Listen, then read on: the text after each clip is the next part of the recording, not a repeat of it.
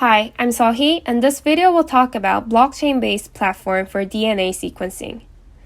The genomic characterization of individuals promises to be immensely useful for medical research. Moreover, sequencing analysis and interpretation of patients' genome is projected to be the staple of healthcare in the future.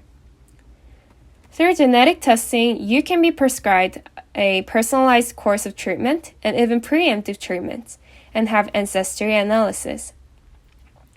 For example, through genetic testing by 23andMe, you only need to spit in a vial, send it to the company, and you can get prescribed based on DNA information within 3 to 4 weeks with a cost less than $100. As data analysis tools become faster and easier to users, more people participate in genetic testing.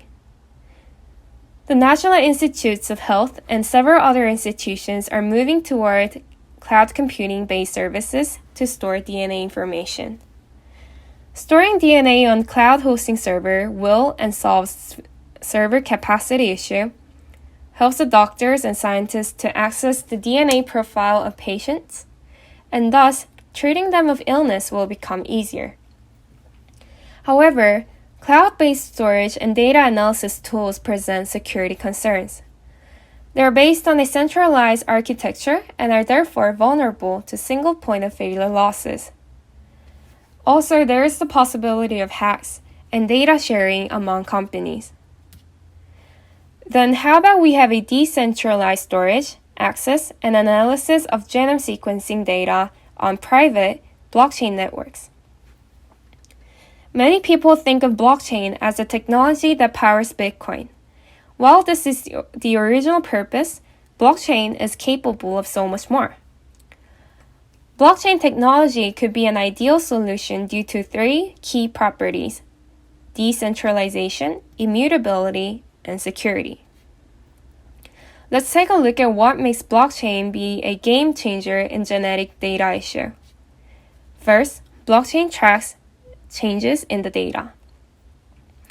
Blockchain stores information in batches called the blocks. They're all linked together in a chronological fashion to form a continuous line, metaphorically called the chain of blocks. Once data is recorded inside a blockchain, it becomes very difficult to change it.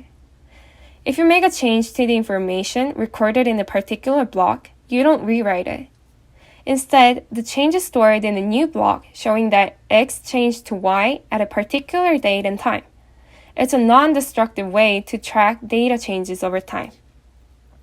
The second characteristic is the high security.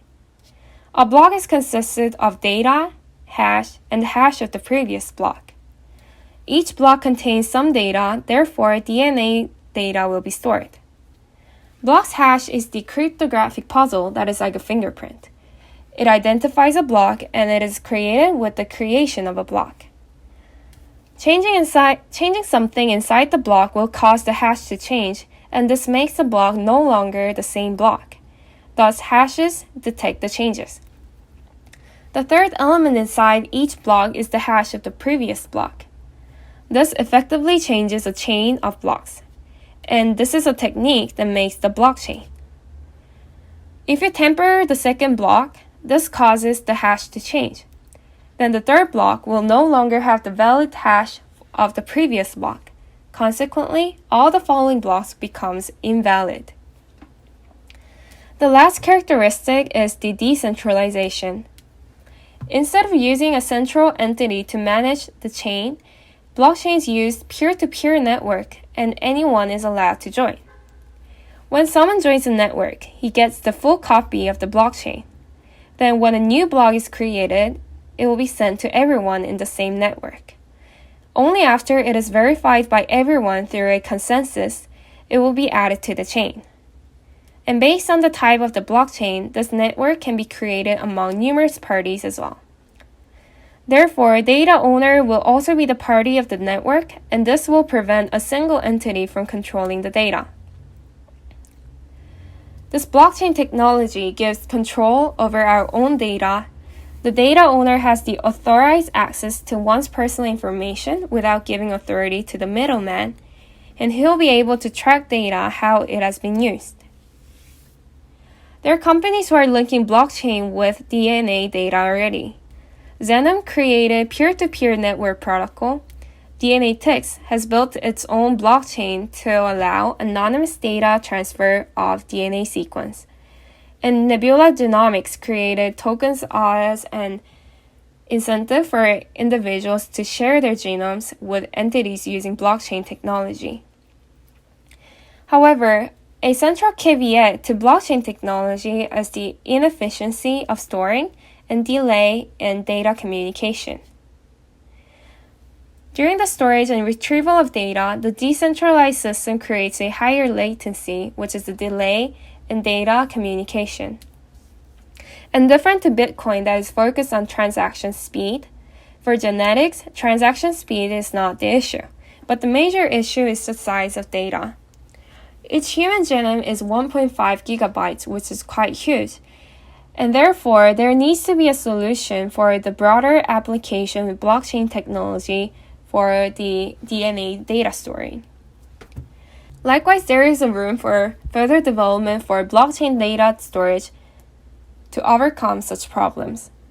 Still, it surely can be a possible option to protect integrity and security of our own data. We always have to keep in mind that corruption, change, or loss of personal genomes can create problems in patient care and research integrity in the future. And we need to find a way to protect our own data. Thank you.